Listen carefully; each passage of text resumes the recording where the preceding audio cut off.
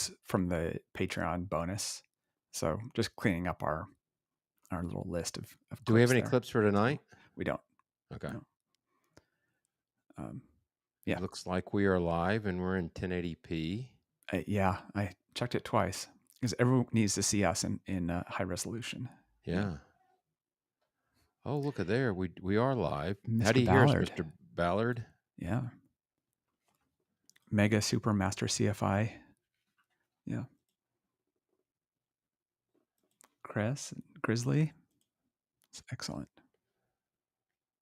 That popped up on your screen. Oh, you didn't want to do that on purpose. Okay. Yeah, I did that on purpose.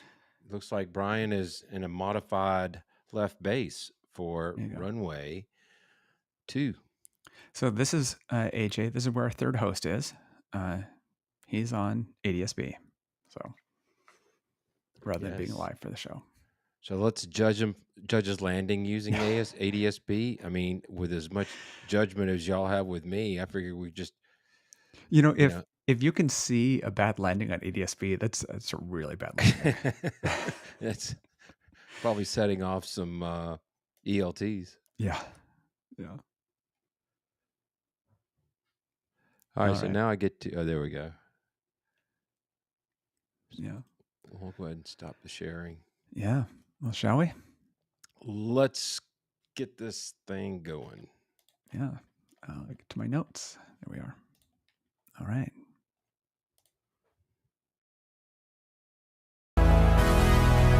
Welcome to the Midlife Pilot Podcast. We are glad you're with us. What is it like to become a pilot in your 40s and 50s? The challenges are unique for those of us in midlife, but so are the rewards. Hosts Ben, Brian, and Ted talk learning to fly, growing as pilots, and the joy of flying to destinations. The purpose of the podcast is not to teach, but to share knowledge and experiences of being a midlife pilot. Join the Midlife Pilot community and listen in every week. We are not CFIs or particularly intelligent, so if you want to learn how to fly, talk to anyone else other than the hosts of a podcast. Even this intro was too challenging for us, and we used a robot to do it. Okay, checklists are complete. Let's get the show started.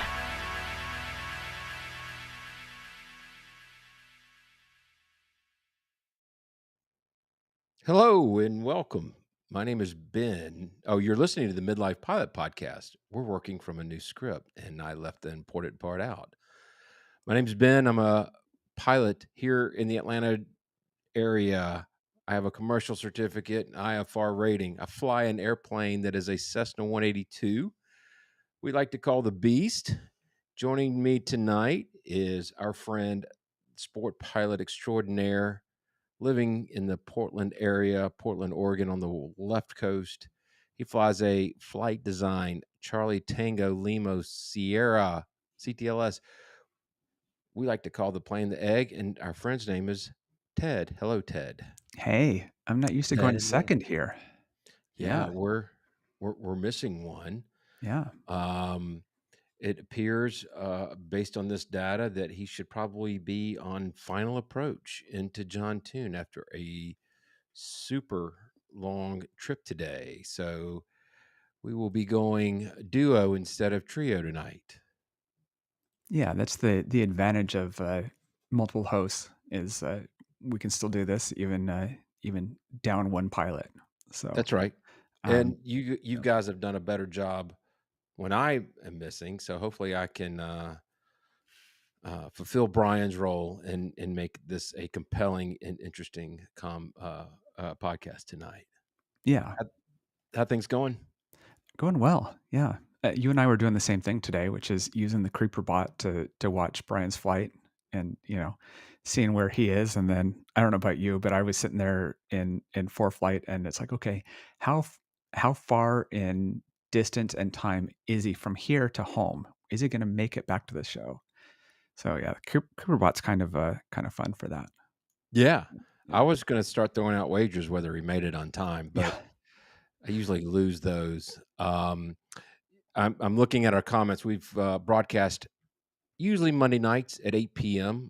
You can find us at youtube.com/@midlifepilotpodcast. And just want to do a quick sound check. It appears that one of our supporters, Alpha Juliet, thinks we're kind of low, but it looks like my meters are doing pretty well. Yeah, same here. I Good. think it's, Okay. yeah. Good. Maybe AJ's just been flying too much, and just there's been some damage to the hearing there. I don't know. Yes. So we ask that you check out our website where you can find all the links that we have. You can find us at midlifepilotpodcast.com. There you'll find our Patreon page, links to our YouTube for our live streams, our merch store, and many other things. Speaking of Patreon, we had a pretty big week in new Patreon supporters. At the Lando-Matic level, we have Douglas F. and Dan Holmes. At the Hershey Bar level, we've got Brandon W., Gabor N., who is from Hungary. Thank you, Gabor. Richard, Corey K., Steve S., and Brian M., who just joined tonight. And at the Beast Stole Kit level, we have Old Dog 49. So we appreciate everybody joining us and supporting us on Patreon. It really does help us a lot. So thanks. And we got some good feedback on our sounds, our audio. So that makes me feel a lot better. Thanks to the chat. Yeah. And tonight we're going to be talking about short memories in a good way, and also forgetting things as well, And short memory. and a Yeah. short memory. What did I say? Short things? No, you said short memory, and Oh, I was short just memory. saying also Okay. short memory. Yes. See, I've got a short memory. But before we get into the topic, I wanted to check in to see what you've been up to lately. Any flying? Yeah. I did just a little bit this week. I flew across town to get pancakes, came back and changed oil in the plane, kind of, just one of those um, you know, got the oil warm, and that's about it, sort of weeks for flying. So Can I that tell was you, fine. Yeah. I really look forward to those very basic, simplistic flights. Yeah. There's not a heavy workload. You're going to go socialize a little bit, have some pancakes, and then have that introvert's time and changing your own oil and just, listening to the sounds at the airport. I do look forward to those more simpler flights, Yeah. short not cross countries, but short hops. That Yeah. I get that. Yeah. Yeah. I had a pretty adventurous weekend. Yeah. I want to hear about that. Yeah. So brother-in-law Stuart and my middle son Noah flew up to West Virginia to do some whitewater rafting. That was an adventure in and of itself. I have to say there was a couple of moments that I'm thinking this could end really, really badly, and it has in years past has ended badly for some people. It was a lot of fun and it was very thrilling, but we went over 5 class 5 rapids, and getting tossed out of a boat in a class 5 is not as fun as I thought it would be. And the water was not exactly warm. So, but we had wetsuits on and that part of it was cool. But I had one moment where I got tossed out and, well, the whole raft, this was a 14-foot raft with 6 people plus a guide, got flipped over. And, we are able to get back on and that was fine. And then literally 5 minutes later, I got tossed out. Uh, we got spun around pretty hard and it slung me out. And when I came up, I was under the boat. And then I tried to move my way Oh man. under the boat, and I was still under the boat. So I'm starting to run a little low on oxygen, and I did get out, but Yeah. obviously, it was one of those moments like, this is not what I signed up for. So, but we really did have a good time. It was beautiful scenery. It was a great group of folks that we went down with, so it was a good time. So then it was time to get in the plane to come back, and we have an electronic HSI. It's made by Sandell. They're a different name now. Stuart told me what they changed their name to, but anyway, the bulb died. We didn't know that at the time. We didn't know if there was just moisture in the avionics system, but it was not coming on. It was beautiful, clear, and a million VFR day, so we didn't really need it. We have 2 pilots sitting in the front seat with iPads and a compass and a GPS. So we Right. we uh, we did the full send. It was forecasted to be clearing 1 million the entire way. It was just really not that much of a concern, but it was an annoyance. We were going to file IFR, but if I didn't have a heading indicator on this and to be able to fly an exact heading, we just said, we'll just go VFR. And that worked out fine. And it turned out it was a pretty inexpensive, well, aviation wise, Yeah. pretty expensive bulb to replace. We had it done all fixed up today, and even got new lenses on the nav2 radio so we can actually see what frequency we're dialing in now. Oh, wow. Yeah. Yeah. And all, all for fairly reasonable cost. So turned out to be a banner day uh, Yeah. from a maintenance standpoint. I thought you were gonna have to replace that radio. So if it's It just looks lenses, like that's we're going to great. be able to milk it for a pretty good while longer. Yeah. Yeah. So yeah, but it was fun. I was outside of my comfort zone, not having HSI. Yeah. But 20 minutes into the flight, I was pretty comfortable with it. We put the autopilot would still work in GPS mode, so it was just programming the right GPS points, and it would keep you where you needed to be. Yeah. So Now, had you um, flown up there before? I have not flown to West Virginia, and there is not a lot of good places to land unless you're staying either west or east of the Appalachian Mountains. I posted some pictures on the Discord server, and it really kind of gave you a good idea. We basically flew up to Knoxville and then flew a northeasterly heading, kind of staying on the edge of the range. So there was an interstate, there were farms and stuff. So if we did lose an engine, I'm not going to say it was flat land, but it was not a bunch of trees and, more level than being in the mountains, I guess I should say. But Yeah. it was the right way to go. And speaking of West Virginia, we have an event coming up soon, the 100th episode that we will be recording live on October 28th at 4 Golf 7, which is Fairmont, West Virginia, which is the home of our friend Chris Moran. Well, base airport for Chris Moran. We'll be Yes. broadcasting live from his hangar. It is open to the public, but we're not doing a big deal of getting Airbnb for everybody or a hotel or whatever. But if you want to join us, if you're in the area, we'd love to have you. Should be a fun time. And I think it'll be the first time that all of us are in the same room recording a podcast. Yeah, for sure. Yeah. And if you are planning on going, we do need to have some sort of RSVP. So, Yeah, we'd let like us to know who's coming. Yeah, Yeah. for sure. So you can just send us a message through our website or email us at midlifepilotpodcast@gmail.com. Yeah. You can let us know. We'd love to see you. And as our friend Badger Pilot noted, the 100th episode is not occurring on the exact day that the 100th episode normally would, because sometimes you just make the dates work. So, yeah. When you're coordinating 4 calendars, you just have to fit that square peg in a round hole. Exactly. Yeah. So, yeah. Anything else you want to launch right in to our topic of the day? Oh, you have a video that I forgot. We need to talk about. For those of you who don't know in the audio world that are listening to this, Ted has a great YouTube channel. Fly Sport is the name of the YouTube channel. And he just posted a video last week. Yeah, in the last week. Yeah. You want to tell the audience about it?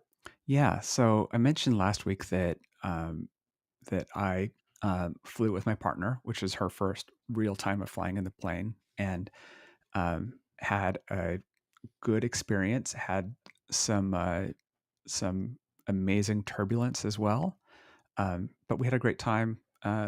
Flying down to a diner and being in the plane together. So it was nice to do the flight, and then it was fun to make a video out of it as well. So I noted a couple of things, and I'm going from memory here. Yeah. And we've done a podcast about flying with spouses or significant Yes. others. Yeah. And it's a really big deal because when you're in a relationship, and you want to share something that you're passionate about it, you want them to like it as much as you do. And while they Yes. may not like geek out about it, you want them to be able to go places with you. Yeah. And based on the first time that you guys flew together, this one was a huge step forward. Yes. Yeah. Um, that's why I say it was really our first full time flying together because she did one lap in the pattern a year ago and was uh, not handling it before we were off the ground, as I found out later. And, uh, so we came back in and landed. We were headed somewhere, but it was fine. It had all the outs planned so that if anything happened, we had other ways to get there, which is what we ended up doing. And so it took her a while to get the courage to do it again and some get through some life events so that she could be in the plane again. And so yeah, we had a Do great you think time. this will open up the door for maybe longer trips? That's my hope. Yeah. Yeah. It's It'd one be step at a time. right. And it'd be really nice to jump up to the San Juan Islands and do things like that and go spend It the can night. So really change the game. yeah. You might spend 90% of your time in the air instead of 50% of the Yeah. time in Yeah. the air. Yeah. Our friend Chris C posted, "My wife and I watched it together. She liked seeing that she's not the only one who reacts the way your partner does. She wants to try it again. Thanks, Ted." Oh, nice. Yeah. I remember Chris C's wife was there when he soloed. Um, and she's been kind of an active um, watcher of his flying. So yeah, that's cool. Yeah. Yeah. I mean, it's a really, again, especially as midlifers, it's if you want to maintain proficiency, it's a lot easier when I'm not going to say that your significant other may not support you, but when you can say, "Hey, let's go get in the plane and fly up to Greenville for lunch," Right. that it opens a lot more doors. So, Right. I was really excited to see that. I also, I mean, I agree with what Chris was saying. I could see I don't want to say struggle, but I could see the concern on her face. Like she was worried about it, but she wanted to be there for you.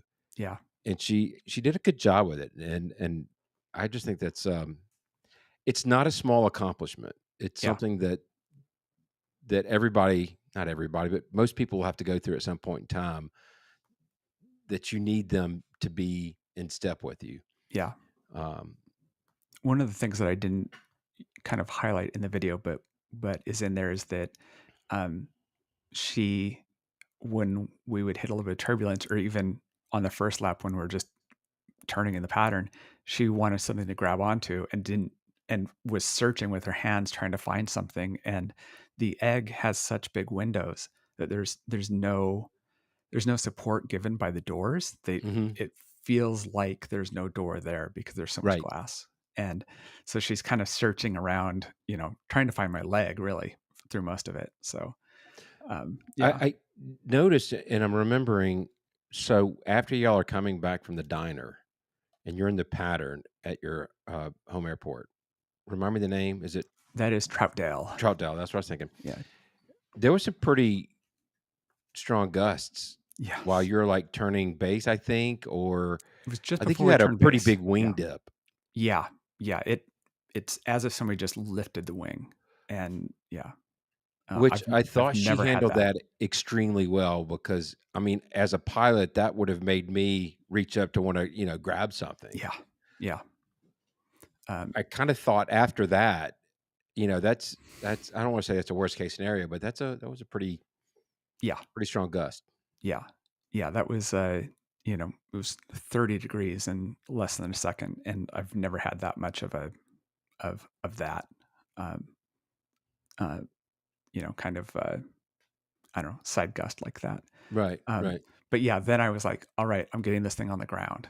And that's why in the video, it's like, I did a bit of a slip, which I really didn't want to do. Right. But it's like, I don't want to go around. I, you know, it's a long runway, so I've got the time, but l- let's not have to go through the pattern and risk the wind from that canyon again. I thought you did a good job of explaining what you're doing at almost every point. Um, it's funny. I never would have thought to tell my wife, "Okay, I'm gonna do a slip. This is Yeah. gonna get us down quicker with, not picking up that much speed." But that was, I I I don't know that I would have mentioned that, but I think it probably did do a lot to help maybe assuade her, so. Yeah. Yeah. Well, with that, that's one area where she doesn't want to have a short memory. She came through it, she did awesome, but tonight we are gonna talk about short memories. Um, and this is a subject that something that I have gone through, which I think for the most part we all do. Um, I watched a video today, Lou Dix Aviation. Uh, just I think the video was released a couple of days ago, but I watched it No, today. he made it public today, and it's a day in the life of a CFI. Yep, Yeah. and it was kind of spot on what we wanted to talk about. I think especially as midlifers, we like to beat up ourselves for making mistakes, Yeah. and it doesn't matter that we're new to something. Yeah. And this especially happens during training, but it even happens after training. If you have a bad landing, or if you're working on slow flight and you forget to put the carb heat on, or and you'll curse yourself, you'll beat yourself up. And I think it's a constant reminder that we're all learning, whether you're in training or you've passed your check ride, that that you're going to have to go through and learn these things, and you need to move it. You need to move on. You need to forget about it. Yeah. And it's not even restricted to in the air type of mistakes. You can have a incursion on the runway, or turn on a wrong taxiway. I don't want to say an incursion, but you Yeah. know, mix something up. People make these mistakes all the time. And I've said this before, I'll say it again. I was flying down to New Smyrna Beach and I landed on the wrong runway. Yeah. And I mentioned that on much earlier before we became a co-host. And it almost ruined my weekend at the beach with my family there, because I was just so mad at myself that I could possibly make a mistake like that. When I went back and listened to the ATC audio, the controller said, "It happens every day. Don't worry about it." Yeah. And my wife was the one that says, "You need to let it go. It's You made the mistake. You weren't arrested. They didn't impound your airplane. Let's move on." And she was right. Yeah. Yeah. I I agree. I think I don't know if it's a personality, but it's certainly uh, I can remember pretty much every mistake I've made in a plane, and there are lots. Those are things that don't go away. The but the real thing is, don't have that affect your flying, right? Um, my my dad kind of taught me an attitude of, it's like, okay, that happened, now what? And really that's what we mean by have a short memory, which is, all right, bad landing, or you had to go around. It doesn't matter what just happened, right? You need to focus on the flight, on the next landing, on whatever it is. And yeah. Yeah, you can actually make things worse by living in the past and spending time regretting your error. Yeah. It draws your focus elsewhere, and then you're going to make the next mistake, and then it could start snowballing, and then you could find yourself in real trouble. So my kids played roller hockey, and I was an assistant coach, and I remember we went through some training, and at the highest level, Coach K, um, Phil, who coached the Bulls for so many years. I'm drawing a blank on his last name, but I mean, they had a concept, flush it. Phil. Yeah. Phil, Um, what's his name? Yeah. Anyway. yeah, Yeah. it's you got to flush it. You got to flush it down the toilet and forget about it. Um, the other thing I was going to mention, of the few flights that I've recorded, and I keep saying that Oh, there we go. Phil Jackson. Thank you, Wendell Geek. Not Wendell Geek, but one Phil Geek. Is recording my flights. I had done, after 2 months of not flying, I had taken off and I recorded 3 landings. And I remember driving back in my car thinking, what has happened to me? I have, lost it. I've got to go do 20 laps in the pattern to get this back. But when I watched the video, they really weren't that bad. They actually were pretty decent. And so I think that's another area where we just can get wrapped up in, you know, I think that was that situation where I had the bad landing, and then I'm like pressing. I'm like, okay, Yeah, well, this one's got to be much better. right. And it was about the same as the last one, probably because I didn't change anything. I had the exact same throttle settings. I had the exact same everything. Yeah, And, it made the second one a little worse and made the third one a little worse. yeah, So it's just another example of when you keep dwelling in the past, then you're going to make things worse. yeah. I want to go back to a comment from Wendell Geek. He said, "Can a mistake be remembered in a way that impacts your flying positively?" That's certainly true for me in some cases. Certainly, there's, you know, y- it the damage to the ego and beating yourself up, but uh, I certainly do that on, um, especially on missed procedures. Um, I was uh, if I forget to take out the very last notch of flaps, which is 6 degrees in the egg, um, and beat myself up for flying for a little while like that, and then it's like, wait, no, how can I do this better? Oh, I need to include that in a procedure, and I've gotten a lot better on improving my procedure to avoid that. Now I've made the same mistake again, right? But I think there is that, using that feedback loop and learning as you go from that. We've got another comment. Johnny Williams, agree with short term or short memory, but also think it's important to understand why it happened, what you can do to improve it going forward.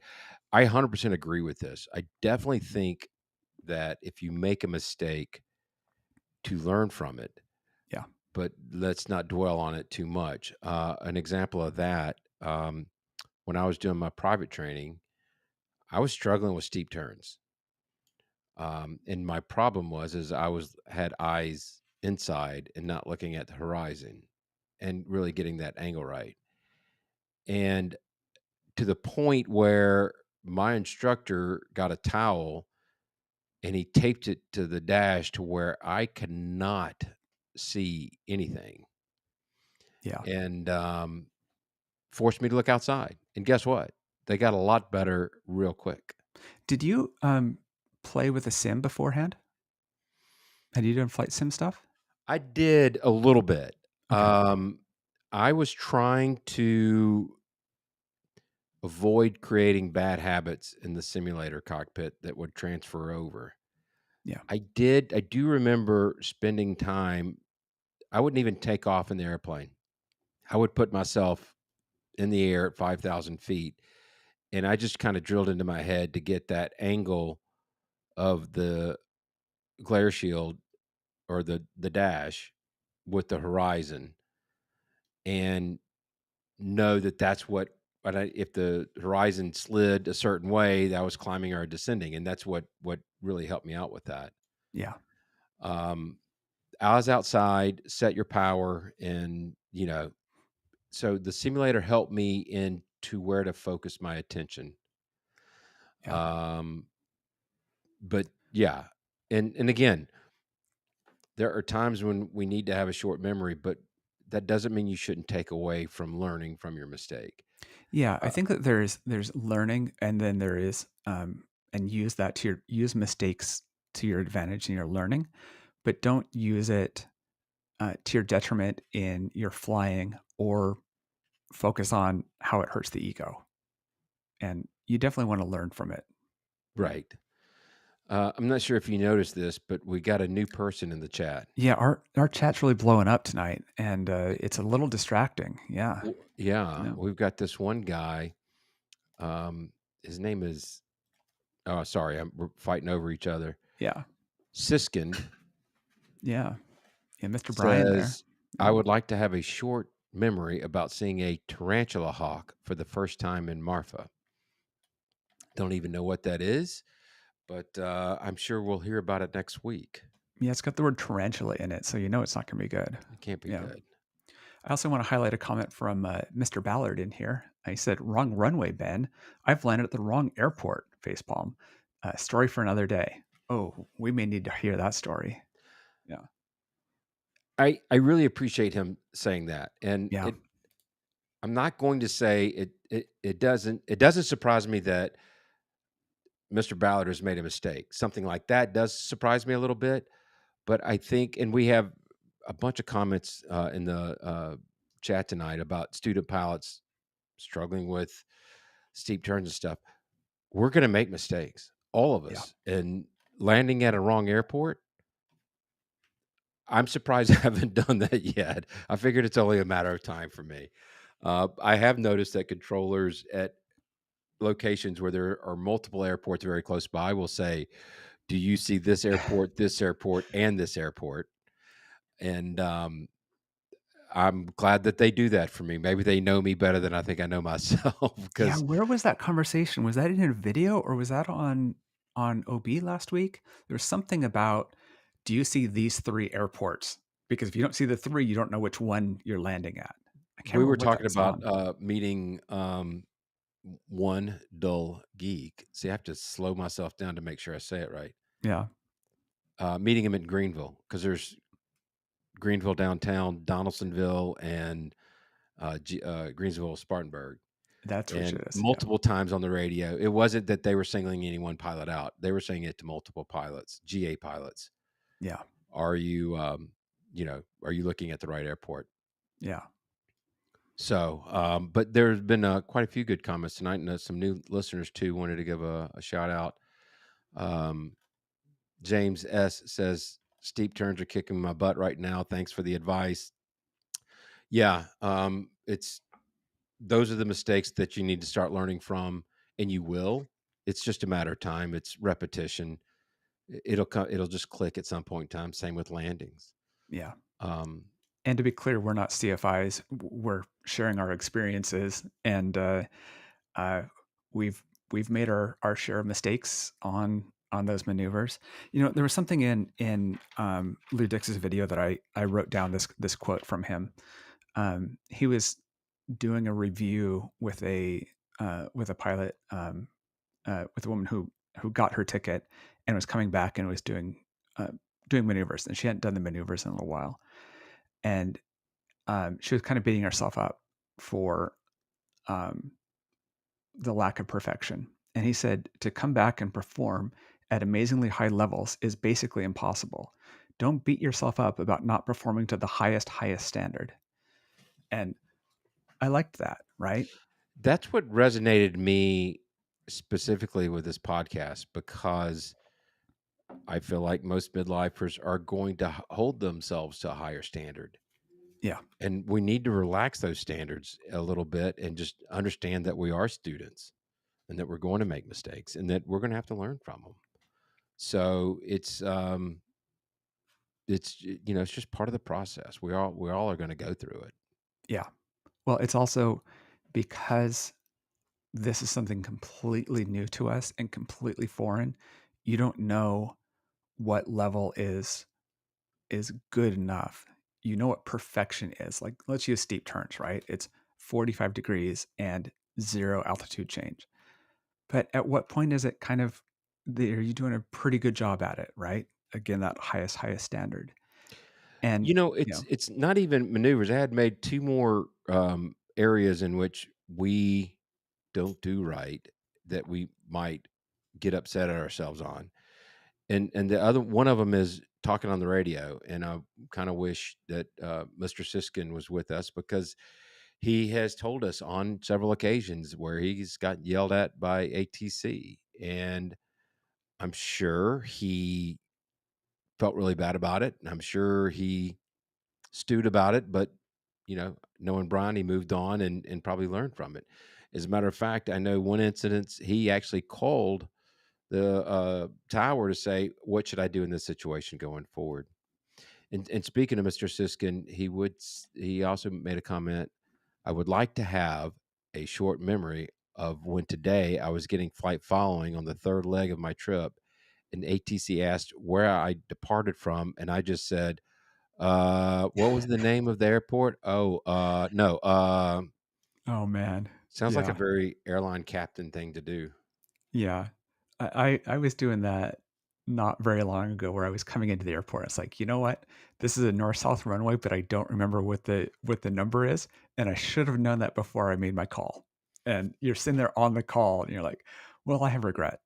And yeah, but yeah, The one other area that I was gonna say that, again, I've made mistakes that I think most of us is likely that we will make the same mistake is violating airspace.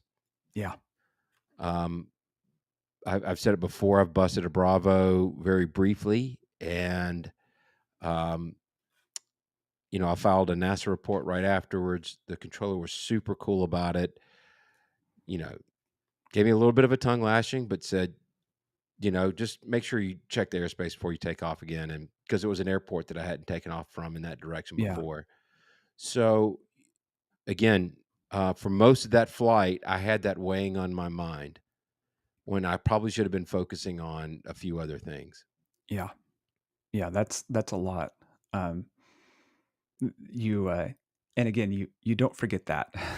You wish you No, could, but the main thing is how did it affect your flying after that, right? And it got in the way. that may have been a turning point in my journey where I realized after I landed that, I wasn't doing my checklists as I normally do. I realized that I stewed about busting the airspace because it was right after the Vegas Bravo buster, Oh yeah, thinking to myself, I'd never bust Bravo airspace, and 2 weeks later, there I go and do it. That really, really bothered me. That really got to me, to the point where it didn't affect safety of flight, but I could have done a lot better yeah, in getting ready for landing and not getting behind the airplane. yeah. When I If you got want on the to, ground, yeah, that's when I realized, okay, you need to forget about it and move on to the next and, do better next time. yeah, Um, don't turn the volume of the radio down when your son's trying to talk to you. And then those are the takeaways. Now let's go take on the next flight. So right, that to me, it felt like it was a turning point in being able to choose those short memories. yeah. I do think, and by the way, I'll link to the Vegas Bravo Buster in the show notes if you Right. haven't seen that video. Um,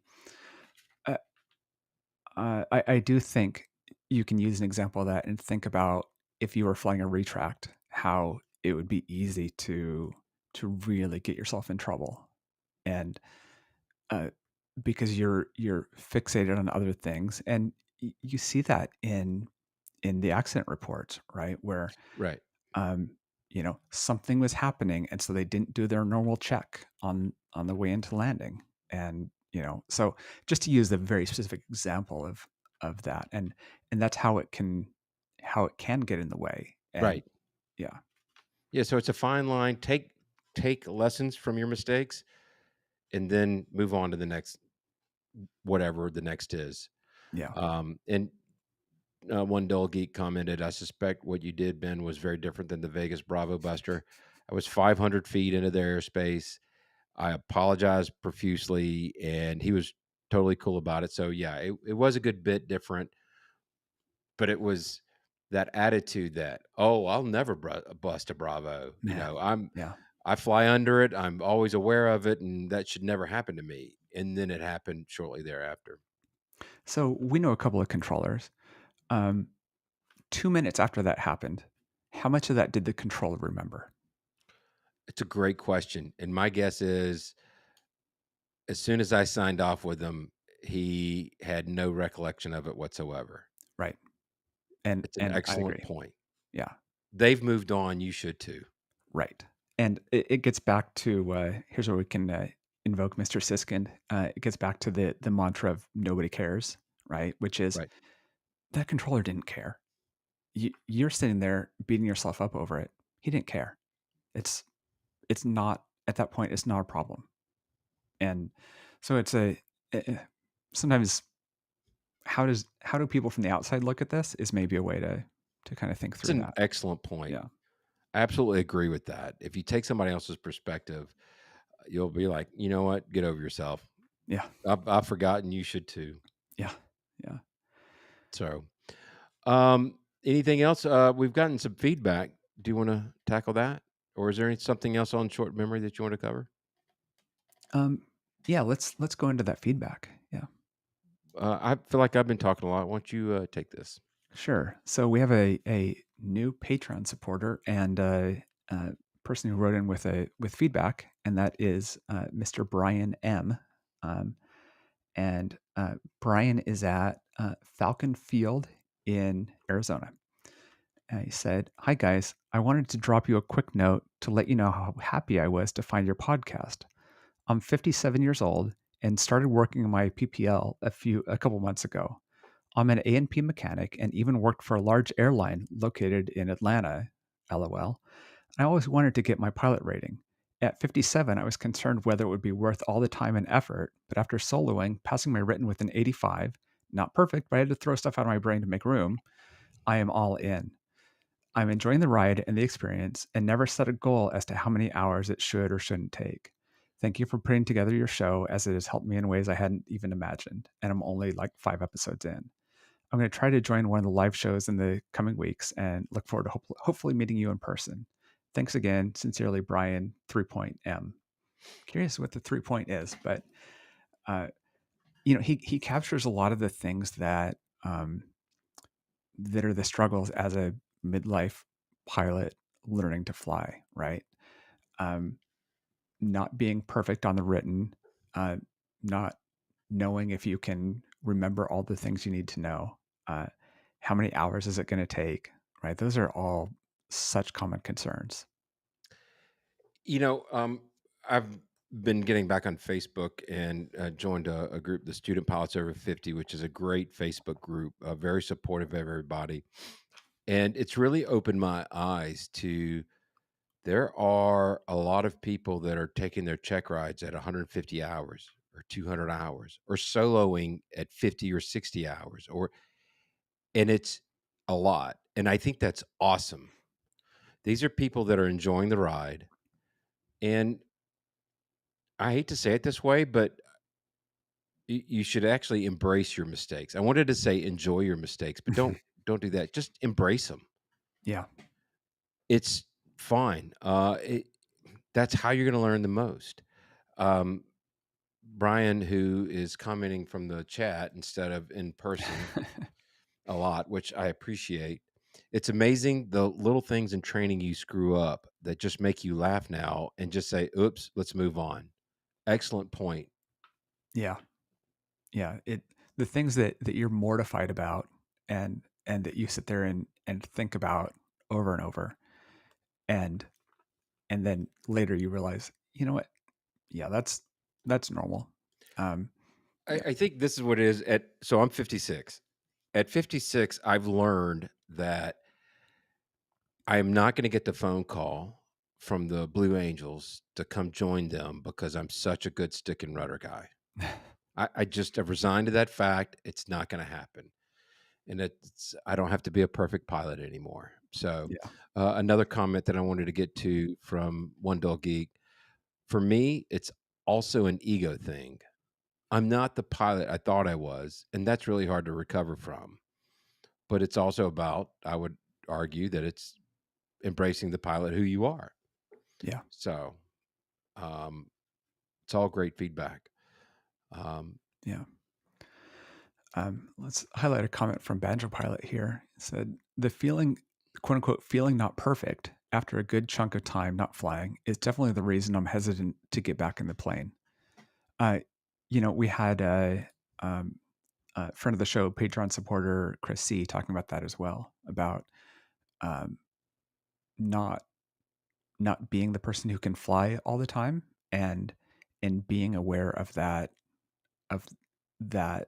um, loss of skills during that time period. Right. And but you're not going to be perfect. And when you get back in that plane, you're not going to be perfect. You're not perfect when you have been flying every day either, but you certainly remember more. Yeah. Do you remember the movie? It was called Leap of Faith. It was with Ben Stiller and Edward Norton. Ben was a rabbi and Edward Norton was a priest, and they did all this stuff together. And it was one of No, my but yeah. earlier favorite movies. But Mhm. Ben Stiller is coaching a kid for his bar mitzvah, and he said, "You need to embrace the suck. Yeah. You need to just own how bad you are and go with it." And sometimes in training, that's how you're going to get through it. Is instead of beating yourself up over it, enjoy Yeah. it and figure it out. Yeah. And embrace the suck. Yes. That's Yeah. right. So, Um, yeah. anything else, sir, for the good of the order for tonight? Uh, no, I'm good. I'm glad that we Yeah, got to it's been a talk about great this. chat Yeah. room. Seen some new faces. Really glad to see that. Want to remind everybody you can check us out at midlifepilotpodcast.com. We've got a merch store there, t-shirts, hats, all kind of cool stuff. We're just want to remind everybody we're not instructors. We are not CFI. Don't take our advice when it comes to learning how to fly, but we're just here to share our experiences and commiserate with everybody through their short memories. Next week, I'm not sure what we're going to be talking about. We haven't gotten together on that. Hopefully, Mr. Siskin won't decide to fly to Alaska and back in 2 days. Hopefully, he'll be here to join us for that. We did miss you, Brian, but glad you were able to join us in the chat. And that should about do it, I guess. Yeah. Please email us, reach out to us, give us some feedback. If you have any show topic suggestions, we'll take that. If you want to write us a poem, we'll read it on air. With that, we will close out episode 92 of the Midlife Pilot Podcast. Good night, everybody.